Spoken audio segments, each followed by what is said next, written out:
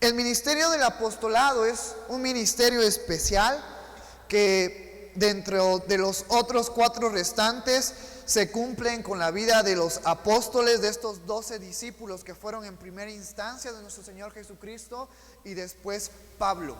Pero a partir de ahí, los profetas, los evangelistas, los pastores y los maestros son ministerios que siguen aún estando presentes en nuestras vidas, que siguen estando presentes en la iglesia, y que nosotros como miembros de una iglesia deberíamos procurar estos ministerios. El ser evangelistas, el ser profetas, el ser pastores para los hombres, los maestros. Entonces es bien interesante porque hoy en día estos ministerios siguen presentes en la iglesia. ¿Y cuál es el fin de esos ministerios en la iglesia? Nos lo dice el versículo 12: a fin de perfeccionar a los santos para la obra del ministerio, para la edificación del cuerpo de Cristo. Tú y yo estamos esperando a Cristo en su segunda venida, pero mientras eso no ocurre, la iglesia tiene que estar preparándose, tiene que estar edificándose, tiene que estar nutriéndose, tiene que estar creciendo. Y es por eso los ministerios que se nos habla en Efesios. Y nos dice el versículo 13: hasta que todos lleguemos a la unidad de la fe. Hasta que todos, no solamente los apóstoles, a Pedro, Juan, Jacobo, el apóstol Pablo, no solamente el pastor Antonio, no solamente el maestro Misael, el maestro Juanito, no solamente los profetas, no solamente los evangelistas, sino en este versículo 13 nos dice todos, toda la iglesia, todo el cuerpo de Cristo llegue a la unidad de la fe y del conocimiento del Hijo de Dios, a un varón perfecto, a la medida de la estatura de la plenitud de Cristo. Y ahora sí vamos a Hechos capítulo 13 versículo 1, y fíjate cómo empieza este capítulo, cómo empieza Lucas a describirnos este versículo. Había entonces en la iglesia que estaba en Antioquía profetas y maestros: Bernabé, Simón el que se llamaba Níger, Lucio de Cirene, Manaén el que se había criado junto con Herodes el tetrarca, y Saulo. La primer parte de este versículo 1 nos dice la iglesia de Antioquía. No sé si tú te has dado cuenta, pero a lo largo de los capítulos que llevamos de Hechos, yo creo que la iglesia en Antioquía era una de las iglesias que más destacaba en la historia a la cual tú y yo estamos leyendo en Hechos. ¿Qué sucedió en Antioquía unos capítulos atrás, y que es como parte de nuestra historia saber, identificar y conocer? En Antioquía fue la primera vez que los hermanos se llamaron como cristianos. Una iglesia ferviente, que en la iglesia de Antioquía se nos da ese dato importante, porque después de muchos años, hoy en el 2021, los hijos de Dios nos identificamos como cristianos, como pequeños cristos, ¿no? Entonces, esta iglesia es un gran ejemplo para mi vida. Esta iglesia es un gran ejemplo para nosotros. Y luego nos dice que en la iglesia de Antioquía había ¿qué? Profetas y maestros. Esta iglesia estaba creciendo, esta iglesia se estaba desarrollando, esta iglesia estaba siendo guiada por Dios, guiada por Cristo, guiada por el Espíritu Santo, a un grado que esta iglesia no solamente se conformó teniendo por unos años a Pablo, sino que esta iglesia iba creyendo, y de esa misma iglesia se estaban levantando profetas, se estaban levantando maestros. La iglesia se estaba fortaleciendo. Yo te invito, querido hermano, que en nuestras oraciones de todos los días a las 10 de la noche, si nos acompañas los sábados a las 8 de la mañana en la iglesia, estemos orando para que nuestra iglesia se fortalezca, para que nuestra iglesia, Dios levante obreros, Dios levante servidores, Dios levante profetas, Dios levante maestros, Dios levante evangelistas, Dios levante pastores, para que tú y yo sigamos trabajando, perfeccionándonos en la obra a la cual Cristo nos ha llamado, para poder tener una iglesia fuerte, Pero para que seamos usados necesitamos tener disposición, necesitamos tener responsabilidad, necesitamos tener una convicción fuerte. Entonces yo te invito, hermano, a que estemos orando para que nuestra iglesia se esté edificando, de nuestra iglesia, así como en la iglesia de Antioquía, Dios levante maestros, Dios levante profetas, Dios levante evangelistas, Dios levante pastores para la edificación de nosotros como familia, como iglesia. Entonces nos dice en la segunda parte de este versículo, del versículo 1, Bernabé, Simón el que se llamaba Níger, Lucio de Cirene, Manael que se había criado junto con Herodes el tetrarca y Saulo. Y en esta segunda parte de este versículo no solamente se nos dice en la iglesia de Antioquía había profetas, había maestros, sino que también de una manera como un dato, como historia, se nos hace mención de estos hombres. Se nos hace mención de estos líderes que Dios empezaba a levantar. Y se nos dice Simón, que también se le conocía como Níger. Y Níger viene de la palabra negro. Probablemente esta persona era afroamericana. Y probablemente como un dato histórico, esta persona que se nos describe en esta segunda parte de este versículo, este Simón conocido como Níger, fue probablemente el que cargó la cruz de nuestro Señor Jesucristo en su ida hacia el Calvario. Y lo podemos encontrar en Lucas capítulo 23, versículo 26.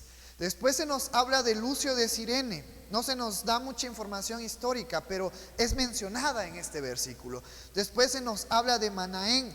Este Manaén que se menciona aquí, dice que creció ¿con quién? Con Herodes el tetrarca. Este Herodes el tetrarca ya lo hemos conocido capítulos anteriores. Este Herodes el tetrarca también era conocido como Herodes Antipas. Este fue el mismo Herodes que decapitó ¿a quién?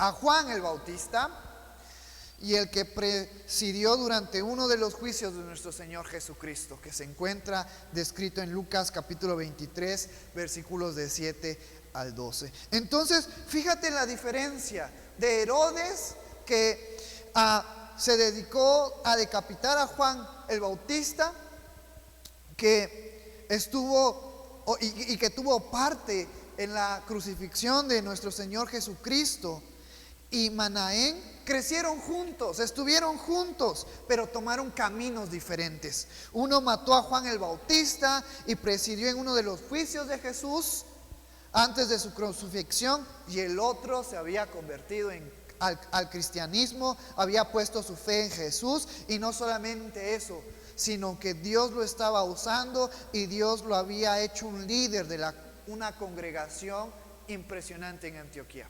Fíjate qué impresionante. Podemos encontrar en este versículo 1 dos caminos diferentes. Un camino que llevó a la crucifixión, a la muerte de un santo como era el Juan el Bautista, y otro que entregó su vida a Cristo, y que ahora en el capítulo 13, pasando aproximadamente, no sé, ya unos 12, 13 años después de la crucifixión de Jesucristo, este Manaén estaba liderando la iglesia de Antioquía y era considerado como un líder. Probablemente estaba dentro de esta descripción que se nos da en la primera parte de este versículo. Era un profeta, o era un maestro, o era ambos. No se nos dice con exactitud, pero sí se nos dice que era un líder de Antioquía. Y después nos dice el versículo 2: ministrando estos al Señor y ayunando, dijo el Espíritu Santo: apartadme a Bernabé y a Saulo para la obra a que los he llamado. Ministrando, se nos dice la primera parte de este versículo. Esa palabra de ministrar hace referencia a servir, a dedicar tiempo al servicio al Señor, a dedicar tiempo a servir en la iglesia. Muchas veces estamos un poco confundidos y creemos que el ministerio es que nos sirvan, y el ministerio es servir. Primeramente servir a Dios y después servir a los miembros de nuestra iglesia. Entonces estos líderes estaban sirviendo en el ministerio, pero también se nos dice en este versículo que estaban ayunando. Y esto del ayuno es bien importante porque es un recordatorio para nosotros que debemos de estar primero dedicándole nuestro tiempo a Dios, nuestro tiempo al servicio de nuestros hermanos de la iglesia, pero también dedicándole a Dios nuestro cuerpo. En palabras generales, eso es lo que representa el ayuno. El aprender a dominar nuestra carne y en vez de alimentarnos por un tiempo de esa comida deliciosa, alimentarnos de la palabra de Dios. Porque yo creo que a ninguno de nosotros, a todos nos ha pasado que cuando no comemos nos ponemos de malas, ¿no? Y se refleja un poco de nuestro carácter, de nuestra antigua naturaleza. Entonces, a través del ayuno nos abstenemos de alimento, nos abstenemos de bebida para poder centrarnos en la comida espiritual, para poder de alguna manera fortalecer nuestro espíritu y controlar esta carne que tenemos en nosotros. Entonces es bien importante porque muchas veces decimos, no, es que el ayuno se practicaba solamente en el Antiguo Testamento, pero nos queda bien claro que Jesucristo ayunaba constantemente, ¿no? Que sus apóstoles también ayunaban constantemente. En alguna ocasión los discípulos de Juan, probablemente también los fariseos, los escribas, le preguntaban a Jesús, ¿por qué tus discípulos no ayunan? ¿Qué respondió Jesús? ¿Cómo van a ayunar? Si aquí está el esposo, si están festejando, pero vendrán días que el esposo ya no estará y entonces tendrán que ayunar. Y esos días son en los cuales tú y yo estamos. Debemos de recordar que también el ayuno es importante en nuestras vidas. La oración, el ayuno, leer la palabra de Dios, practicar las enseñanzas de nuestro Señor Jesucristo nos ayudan a fortalecer nuestro espíritu, nos ayudan a frenar, a controlar nuestra carne, estos deseos de concupiscencias que hay dentro de nosotros. Debemos de estar practicando, fortaleciéndonos, y debe de ser parte esencial y una parte fundamental y una parte básica de los líderes. A lo mejor los creyentes que apenas están iniciando en este recorrido del conocimiento de Cristo probablemente no ayunan, pero yo como líder, el pastor Antonio y todo aquel que forma parte del liderazgo de la iglesia, el ayuno debe de ser parte fundamental de su comunión con Cristo. Y lo vemos con estos líderes, los vemos con estos profetas, con estos maestros. Estaban dedicándole tiempo al Señor y también estaban ayunando. La segunda parte de este versículo nos dice: dijo el Espíritu Santo, apartadme a Bernabé y a Saulo para la obra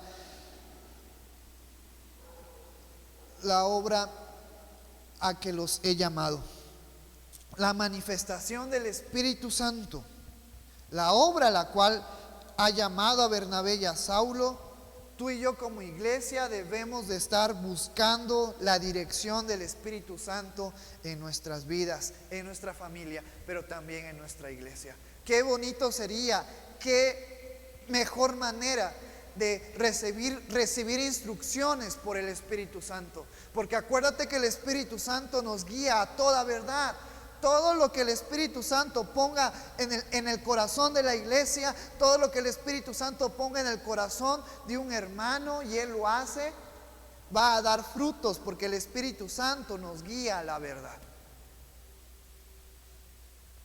Pero para lograr eso en nuestras vidas necesitamos tener un tiempo, comunión con Dios, ministrando, sirviendo al Señor y dedicando un tiempo en nuestras vidas para conocer más de Él. Versículo 3: entonces, habiendo ayunado y orado, les impusieron las manos y los despidieron. Antes que Bernabé y Saulo realizaran su viaje, como dato interesante, este primer viaje que ellos hacen, Saulo y Bernabé, se considera como el primer viaje misionero hecho por Pablo. Entonces, antes de que ellos zarparan a ese mandamiento, a esa ordenanza que el Espíritu Santo les había dado a estos dos hombres impresionantes, espiritualmente fuertes, la iglesia como familia, como uno solo, dice que ayunó, oró les impusieron las manos. Fíjate qué cosas interesantes que siguen presentes en la vida de la iglesia: el ayuno, la oración y la imposición de manos.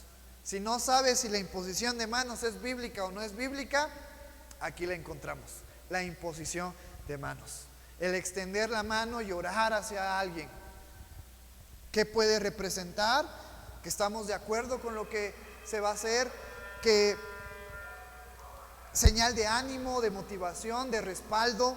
Entonces aquí encontramos esta parte importante que hizo la iglesia. Ayunó, oró, y durante esa oración la imposición de manos. Y después despidieron a Saulo y a Bernabé para esa obra que el Espíritu Santo tenía preparado para ellos. Versículo 4: ellos entonces, enviados por el Espíritu Santo, descendieron a Seleucia y de allí navegaron a Chipre. Enviados por el Espíritu Santo.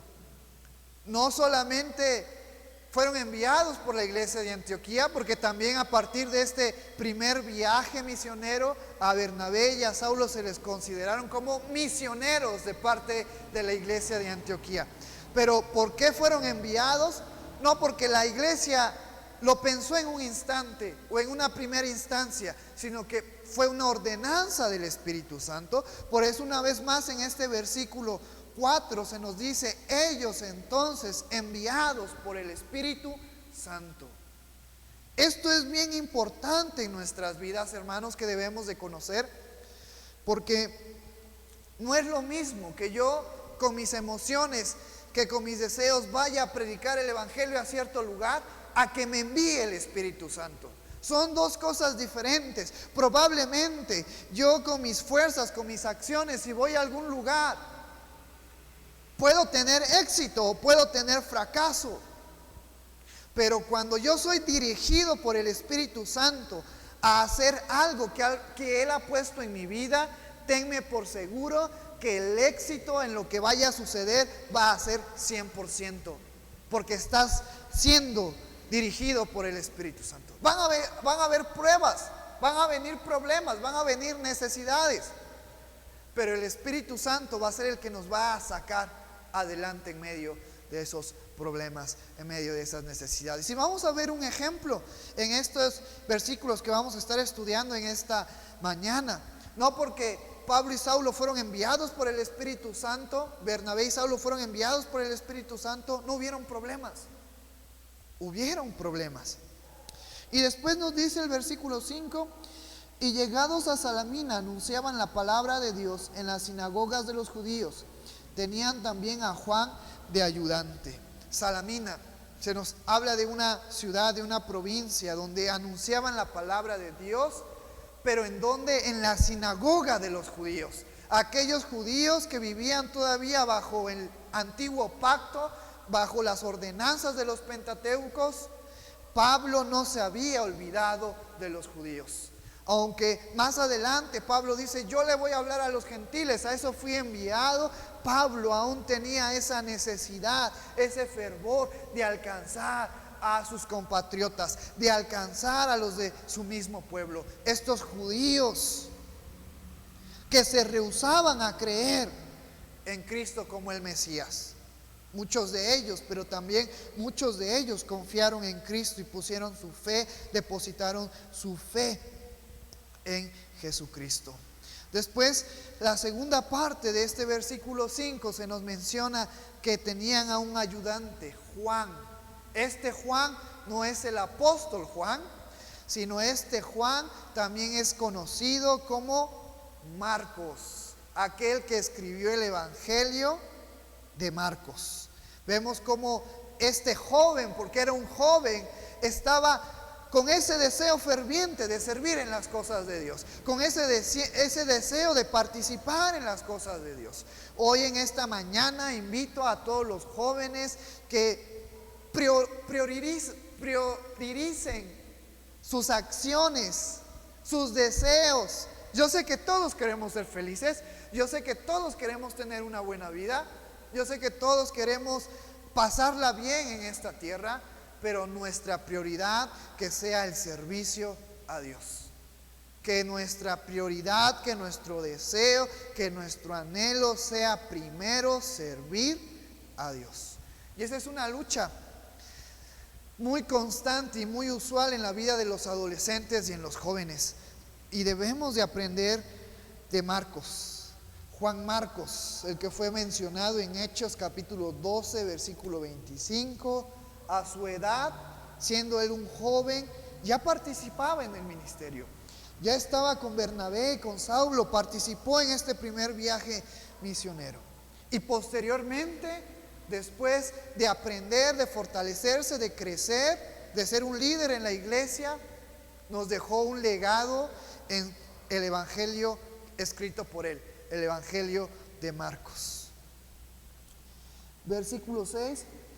Y habiendo atravesado toda la isla hasta Pafos, hallaron a cierto mago, falso profeta, judío llamado Bar Jesús.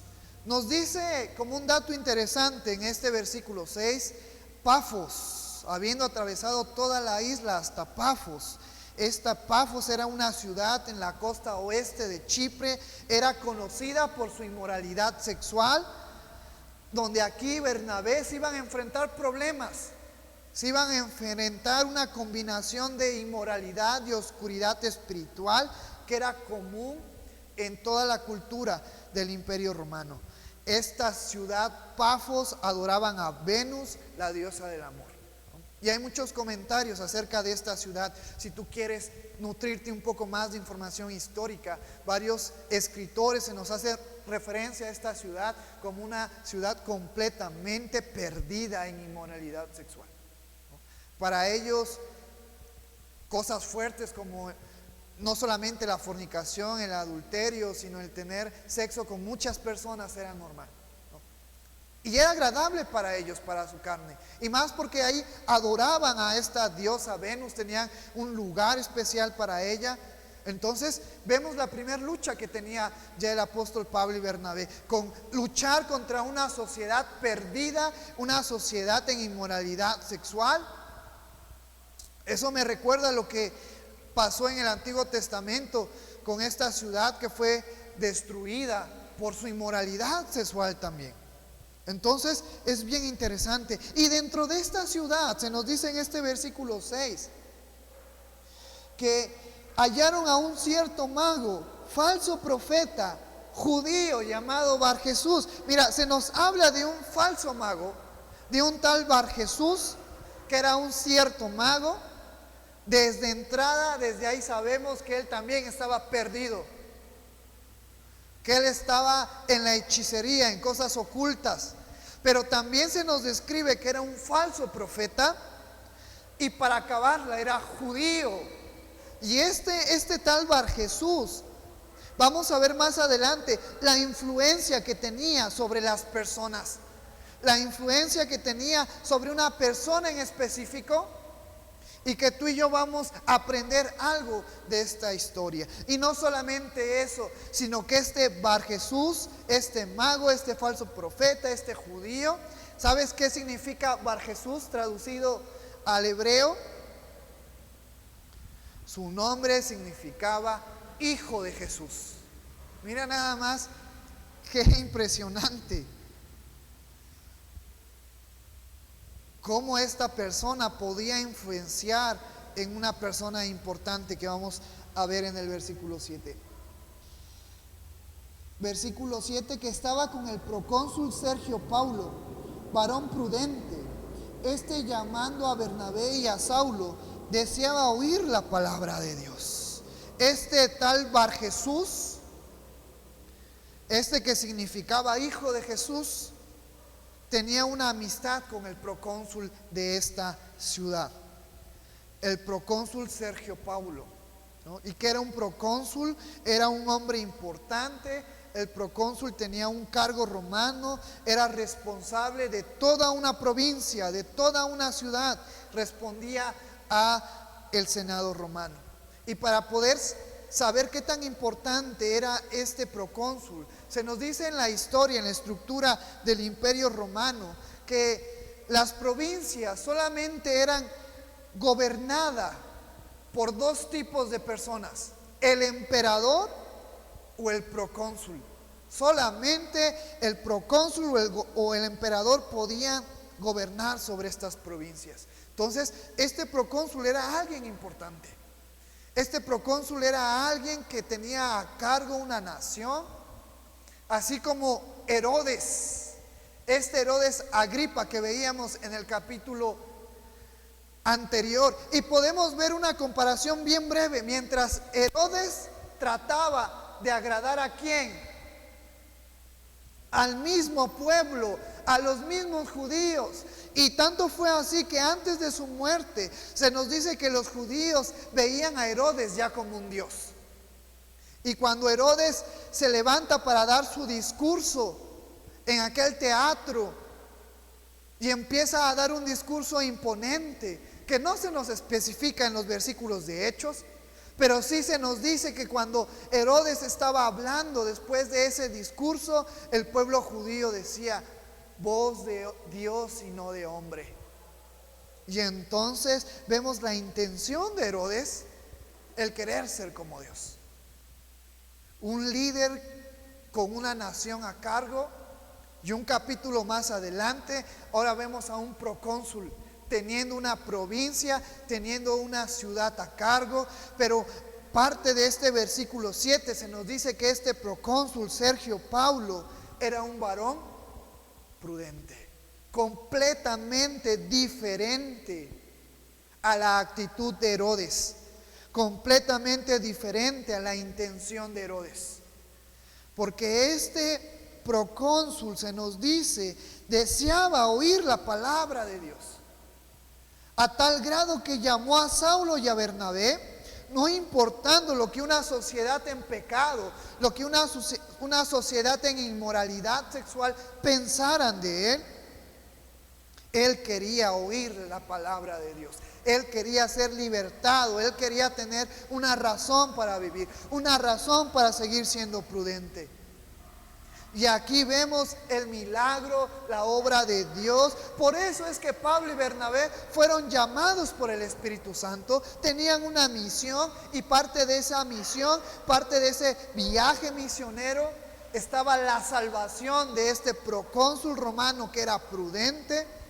Y en las inscripciones, en la historia, se nos habla acerca de este procónsul Sergio Paulo, que hay cartas escritas no en la Biblia, sino exteriores a la Biblia, que han quedado como datos históricos, que él era cristiano y que su familia entera se hizo cristiana después de esta experiencia con Pablo y con Bernabé.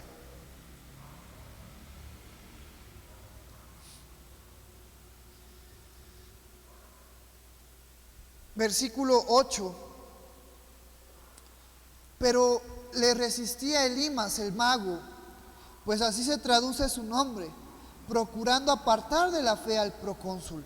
Y aquí vemos este Barjesús, que ahora Lucas lo llama como Elimas, su otra traducción en romano, ¿no? Este mago, este falso profeta, le resistía, no quería que este procónsul conociera y tuviera fe en Cristo. Procuraba apartarle de la fe al procónsul. ¿Por qué? Probablemente por conveniencia, probablemente por beneficio propio, probablemente porque era un consejero del procónsul, probablemente porque él influenciaba las decisiones del procónsul para su bienestar.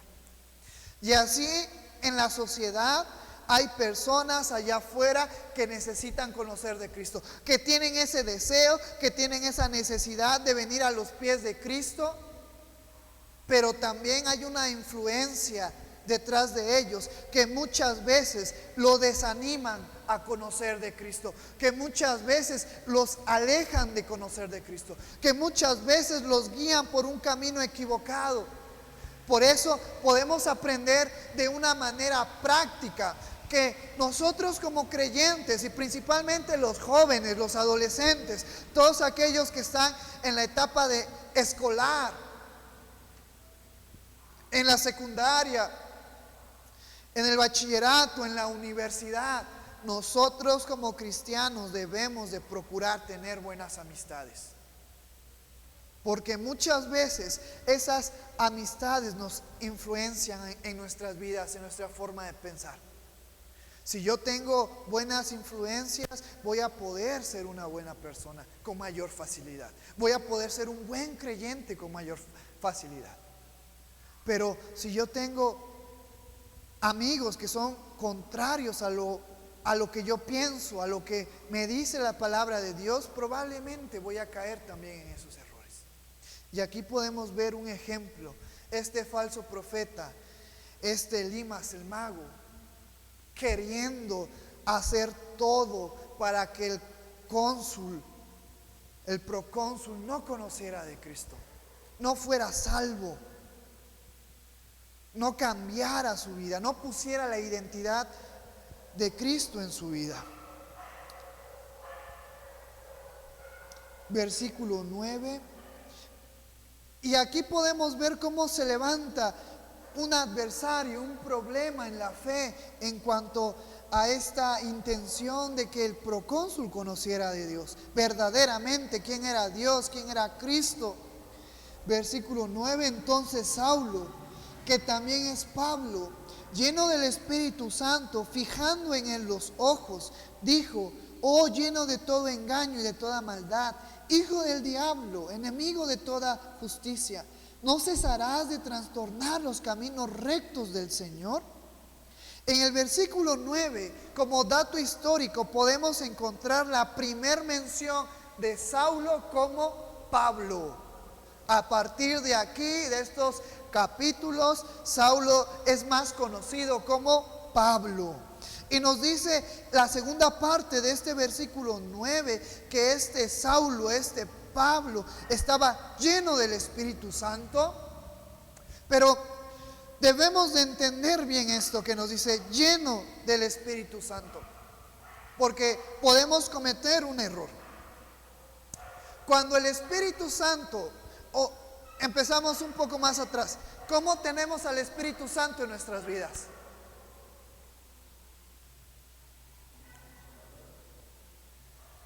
¿Sí? ¿Cómo llega el Espíritu Santo a nuestras vidas?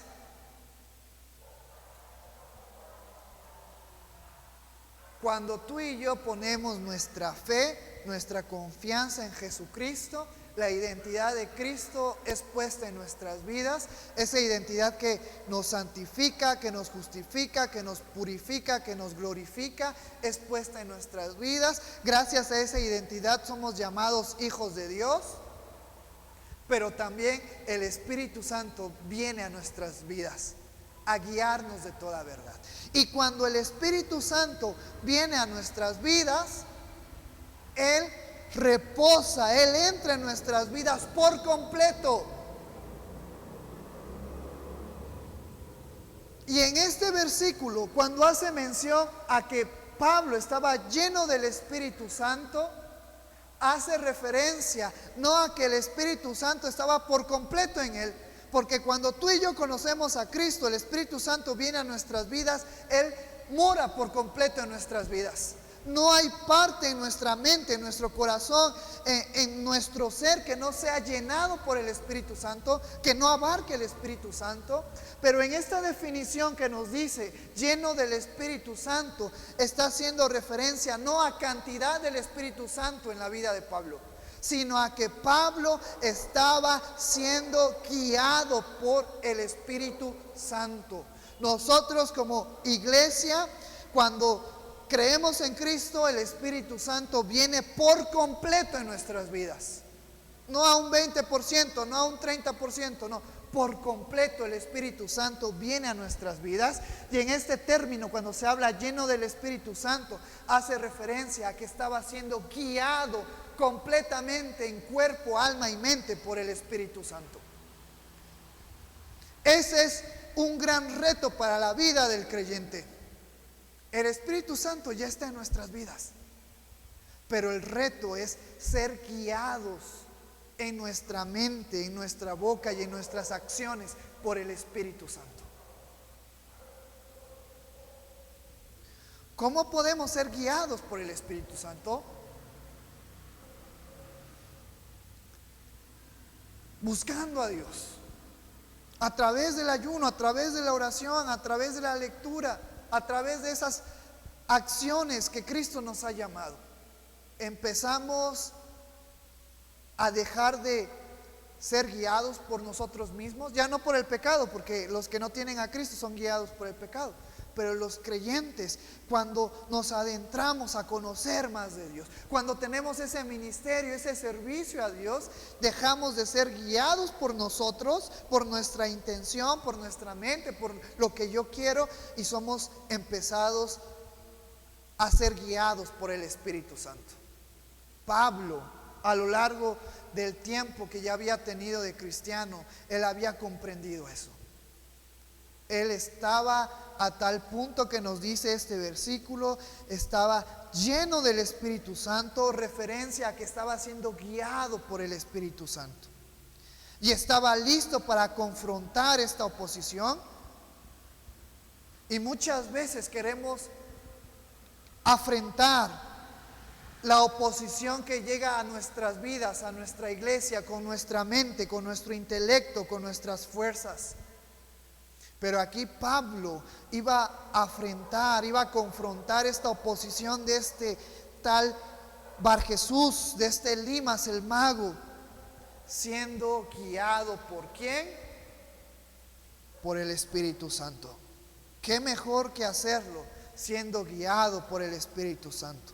Pablo tenía ese discernimiento, esa capacidad dada por el Espíritu Santo. Y nos dice al final de este versículo 9, fijando en él los ojos, versículo 10, dijo: oh, lleno de todo engaño y de toda maldad, hijo del diablo, enemigo de toda justicia, ¿no cesarás de trastornar los caminos rectos del Señor? Pablo, siendo guiado por el Espíritu Santo, describe la realidad, la condición de este tal Elimas, de este tal judío, de este tal falso profeta, de este tal mago. Fíjate qué palabras fuertes usa el apóstol Pablo, siendo guiado por el Espíritu Santo, bajo la dirección del Espíritu Santo. Es decir, estas palabras que Pablo habló no venían de él, sino venían ¿de quién? Del Espíritu Santo. Y mira lo que nos dice la descripción que se le da a Elimas: lleno de todo engaño, lleno de toda maldad, hijo del diablo, enemigo de toda justicia. Todas aquellas personas que su intención es alejar a los creyentes de Cristo, de alejar a los creyentes de Dios, toda persona que está allá afuera que influencia a los demás jóvenes a alejarse de Dios, entra dentro de estas características, entra dentro de estas descripciones. Está lleno de todo engaño, está lleno de toda maldad. ¿Por qué? Porque es un hijo del diablo, porque es enemigo de toda justicia. Mira lo que nos dice el Evangelio de Juan, capítulo 8, versículo 44, Jesucristo describiendo a los fariseos y a los escribas, y son palabras fuertes: vosotros sois de vuestro padre el diablo, y los deseos de vuestro padre queréis hacer. Él ha sido homicida desde el principio, no ha permanecido en la verdad, porque no hay verdad en él. Cuando habla mentira, de suyo habla, porque es mentiroso y padre de toda mentira. Se nos describe al diablo, se nos describe a Satanás como un homicida desde el principio, como una persona, como un ángel que no permaneció en la verdad, que es conocido como el padre de mentira. Y esa descripción que encontramos en Juan capítulo 8 se asemeja completamente a lo que encontramos en este versículo 10.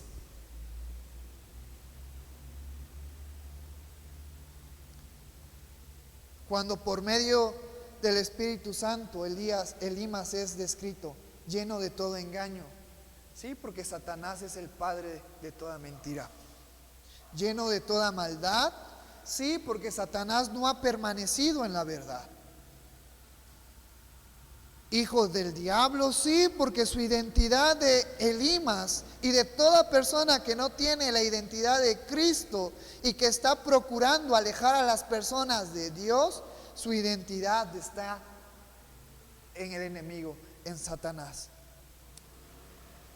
Y vamos a otro versículo, primera de Juan, capítulo 3, versículo 10, un versículo que tocamos los días miércoles. Y en esto se manifiestan los hijos de Dios y los hijos del diablo. Todo aquel que no hace justicia y que no ama a su hermano, no es de Dios. Elimas pertenecía a los hijos del diablo. Tú y yo, ¿a quién pertenecemos? Como yo les digo a los hermanos el miércoles, es que no hay una tercera opción, solamente hay dos opciones. O eres hijo de Dios o eres hijo del diablo, ¿no? ¿De qué lado estamos? Estoy seguro que estamos del lado de que ahora somos hijos de Dios.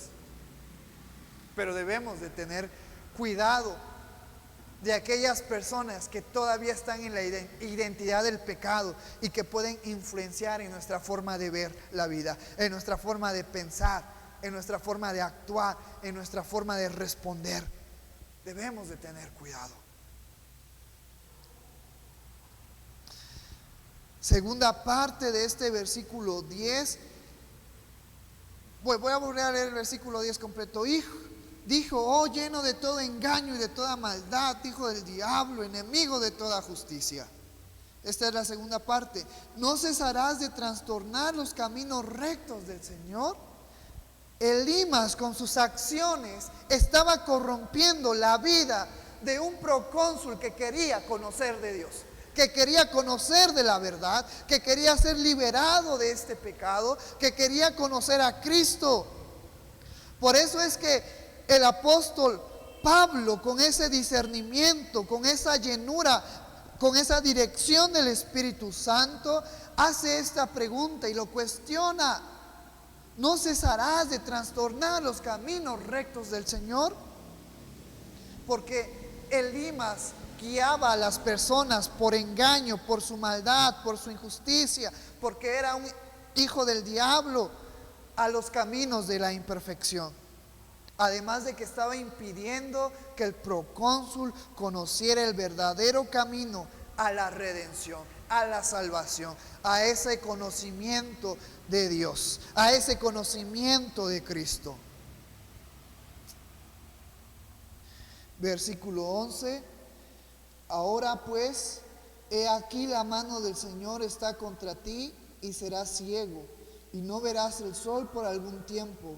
E inmediatamente cayeron sobre él oscuridad y tinieblas. Andando alrededor, buscaba a quien le condujese de la mano. Fíjate lo que le sucedió a esta persona, a este hijo del diablo, a este falso profeta, a este mago. Una consecuencia. Todo aquel que no tiene la identidad de Cristo es hijo del diablo. Por ende, está enemistado con Dios. Por ende, es enemigo de Dios. Y aquí vemos lo que le pasó. Por eso el apóstol Pablo menciona: ahora pues aquí la mano del Señor está contra ti. Porque la mano del Señor está contra todos aquellos que practican el pecado. Porque la mano del Señor está sobre aquellos que hacen injusticia. Por eso, un par de meses atrás yo comentaba esa frase que muchas veces como creyentes recordamos y que decimos: es que Dios aborrece el pecado, pero ama al pecador. Pero nos vamos a la Biblia y todo aquel que comete pecado es enemigo de Dios. Todo aquel que comete y que anda en pecado y que se deleita en pecado es aborrecido por Dios.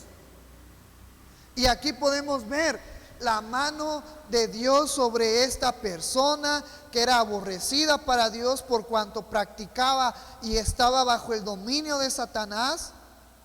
Ahora pues he aquí la mano del Señor está contra ti. Y Elimas quedó ciego. Y esto me recuerda la ceguera de Elimas cuando Pablo tuvo su encuentro con el Señor Jesucristo. ¿Qué le pasó a Pablo? También quedó ciego. ¿Por cuántos días? Por 3 días. Hasta que Pablo ablandó su corazón, aunque después ya no se nos habla más acerca de este mago.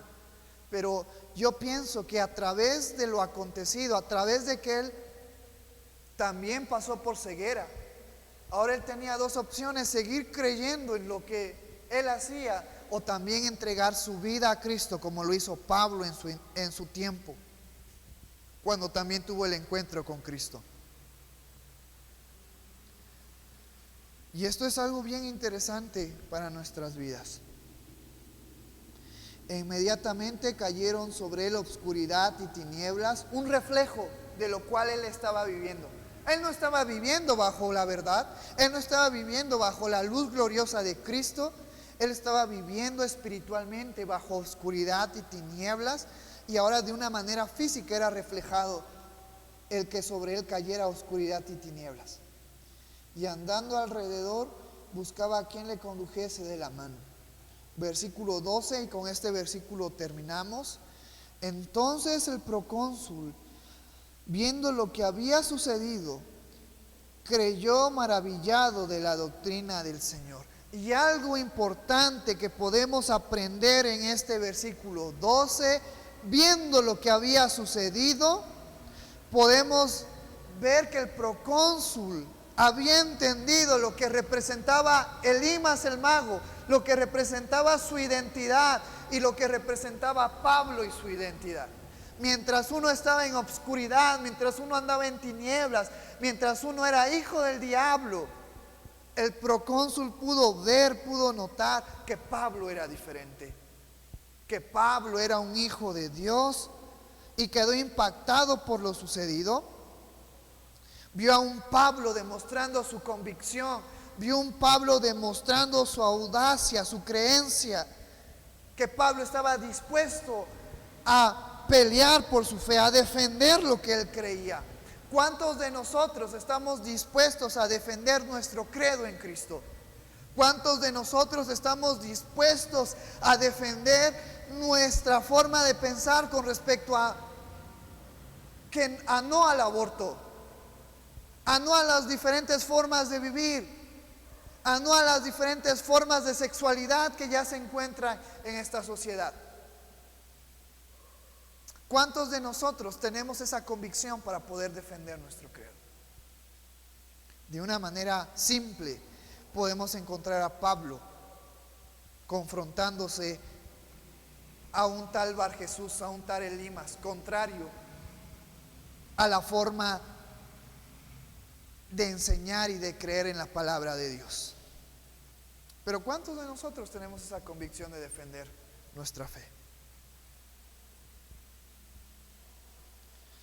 Y después nos dice el final de este versículo 12: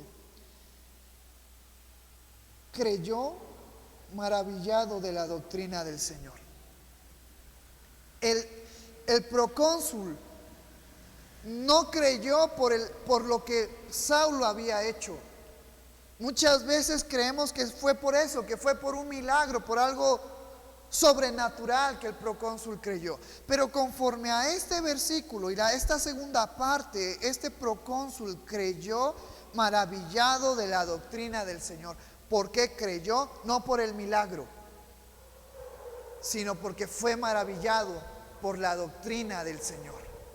Es decir, el procónsul creyó porque no solamente Pablo hizo un milagro, no solamente Pablo derrotó a este Elimas, sino porque, aunque de una manera descrita a profundidad no se nos habla, pero sí se nos menciona en esta segunda parte que Pablo habló de Cristo, habló de esas buenas nuevas de salvación, habló de esa gracia, habló de ese ministerio de Jesucristo, habló de ese evangelio de Jesucristo. ¿Y cuál es el evangelio? ¿De qué consta el evangelio? No es solamente decir Cristo te ama. No es solamente decir, Dios te ama, tienes que entregar tu vida a Él.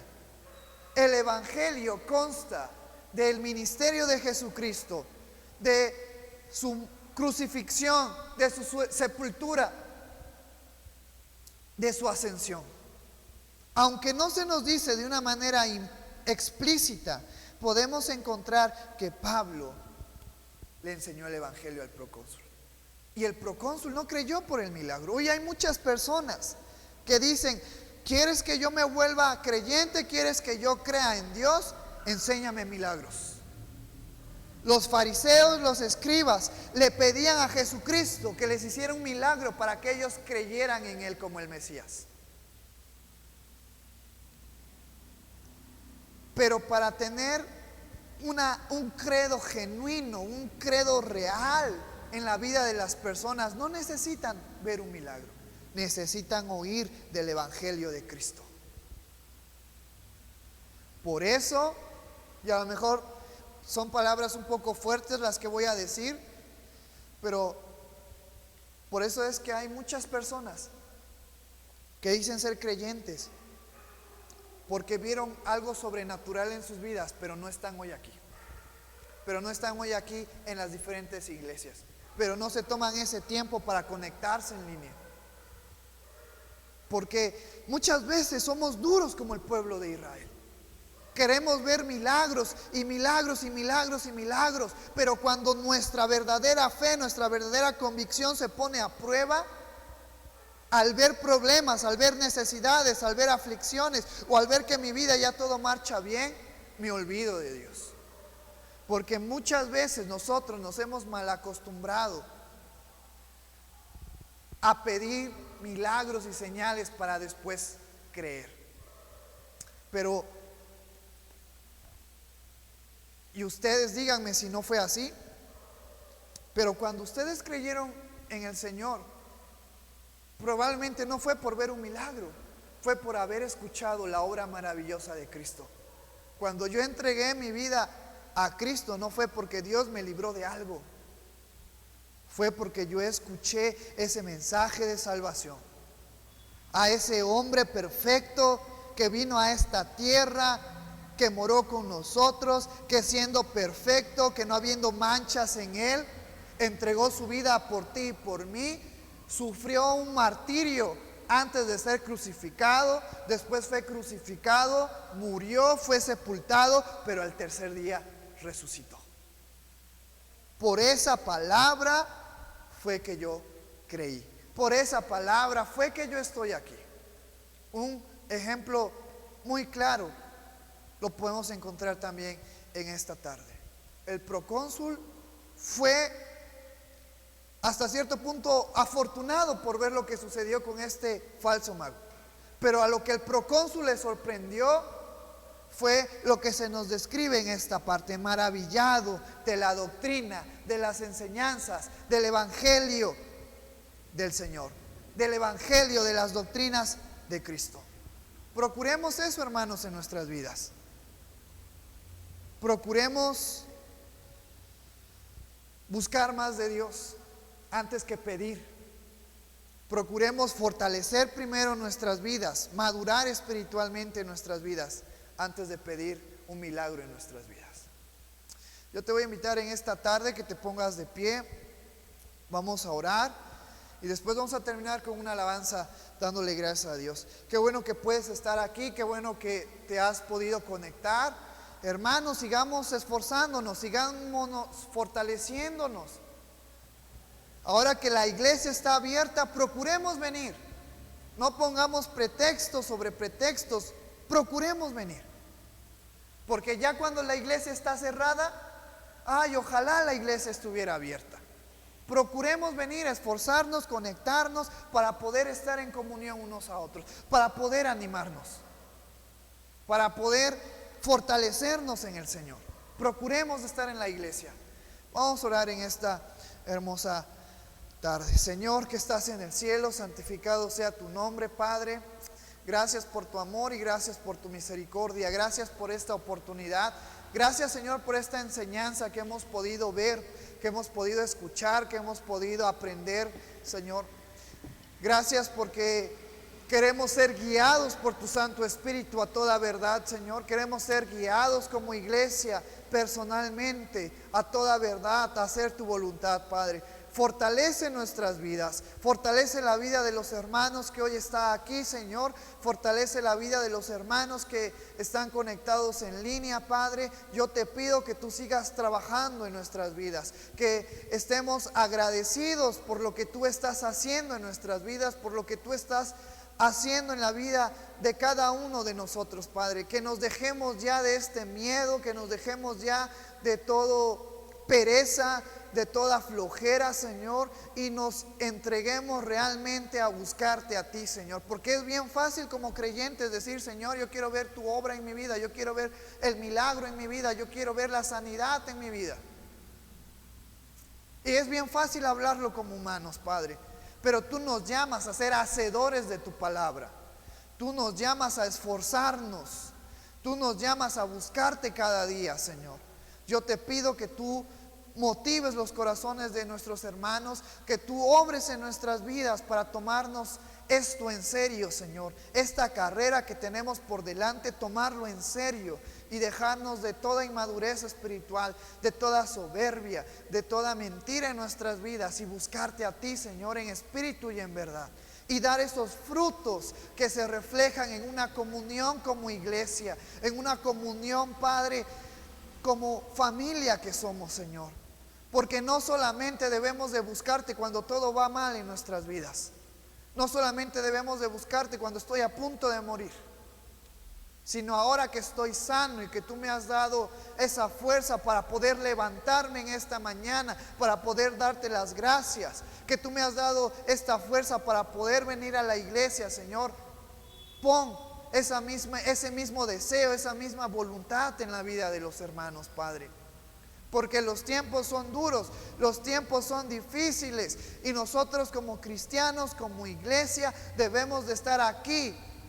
Hoy, este primer día de la semana que se ha dedicado a ti, Señor, nuestra prioridad debe de ser estar aquí en tu casa. Nuestra prioridad debe de ser estar aquí dedicándote un tiempo para poder alabarte y glorificarte como hermanos y fortalecernos como iglesia, como la iglesia de Antioquía, Señor. Examina nuestros corazones. Examina, Señor, nuestro espíritu, nuestra alma, nuestra mente. Haznos entender, Señor, que tú eres prioridad en nuestras vidas. Que tú estás por encima de todo trabajo. Que tú estás por encima de toda necesidad. Que tú estás por encima de nuestra salud. Que tú estás por encima de los placeres de esta vida. Que tú estás por encima de la comodidad. Padre, sigue animando y fortaleciendo nuestras vidas. Haznos entender, haz entender a tu iglesia que los tiempos están cerca y que necesitamos estar fortaleciéndonos y luchando y animándonos como iglesia, Señor. Yo te doy gracias por la vida de cada uno de los hermanos que hoy pudo estar aquí, Señor. Que tú les animes, que tú les des fuerza para poder seguir adelante, que ellos puedan ser guiados por tu Santo Espíritu en todo lo que hacen, Señor. En la vida privada, en la vida personal, en la escuela, en el trabajo, con la familia. Ayúdanos a ser guiados por tu Santo Espíritu a cada decisión que tomemos, a cada forma de pensar, a cada forma de hablar, a cada forma de actuar, Señor. Seamos guiados por tu Espíritu Santo. Gracias por tu amor y gracias por tu misericordia. Recibe toda la gloria y toda la honra en el nombre maravilloso de tu Hijo Jesús, que es sobre todo nombre. Amén.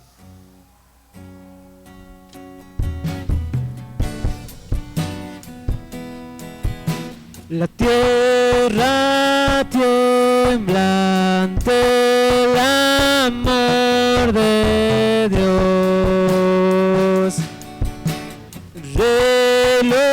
Glorioso todo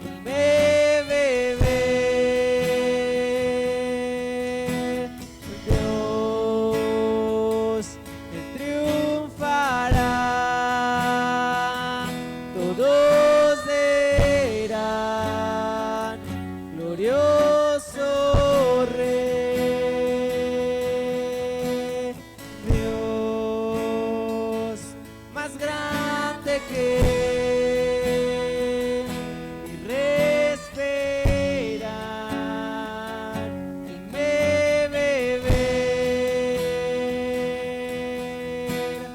Dios, Él triunfará, todos verán, glorioso Rey. Te alabamos, Padre, te glorificamos con todo nuestro ser, con todo nuestro corazón, y confesamos que tú eres más grande que nuestro respirar, que nuestro vivir, Padre, y que tú triunfarás en nuestras vidas. Gracias por este tiempo, gracias, Padre, por esta oportunidad que nos das de estar aquí alabando y glorificando tu nombre, porque nos permites estar en armonía, Padre. Gracias porque yo sé que tú estás con cada uno de nosotros y tú nunca nos dejas, Padre Santo. Bendice la vida de cada uno de mis hermanos que se encuentra aquí, Padre. Bendice nuestras vidas, que podamos llevar a la práctica lo que hemos aprendido, Padre, y podamos reflejar tu amor, reflejar tu misericordia en nuestras vidas, Padre, reflejar que tú vives en nuestras vidas, que tú vives en nuestro ser, Padre, y que tú haces el cambio verdadero en cada uno de nosotros, Padre.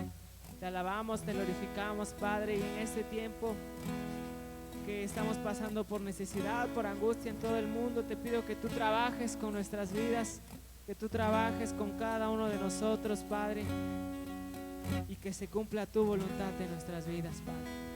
Bendice la vida de mis hermanos, Padre, en este momento que estamos a punto de ser retirados de tu santo templo, mas no de tu presencia. Te pido que tú nos lleves con bien a nuestros hogares, que tú nos guardes, que tú nos cuides a mis hermanos, los que viven cerca, los que viven lejos y los que nos están viendo desde su casa, Padre. También qué bueno que nos da ese privilegio de poder compartir, de poder conectarnos juntos, Padre, en armonía, Padre. Bendícenos, guárdanos en lo que resta este día, Padre, y en lo que en este inicio de semana, que tus ángeles acampen alrededor de cada uno de nosotros, nos defiendan y nos guarden, Padre.